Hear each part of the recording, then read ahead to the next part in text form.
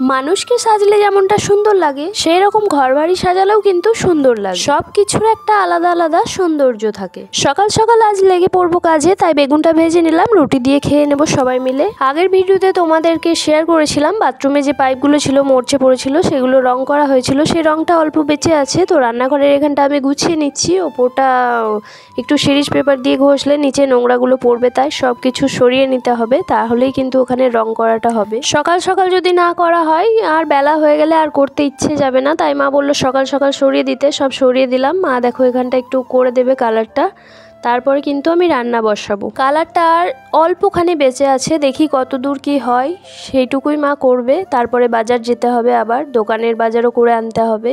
যখন অ্যালবাসটা সেট করছিল তখনই করা উচিত ছিল, কিন্তু এত তাড়াহুড়ির মধ্যে হলো কিছু বলার নেই, তাই কষ্ট করতে হচ্ছে সবাইকে। তো পরের ভিডিওতে দেখাবো কতটা কি হলো আজকে। তো আজকের মতো টাটা।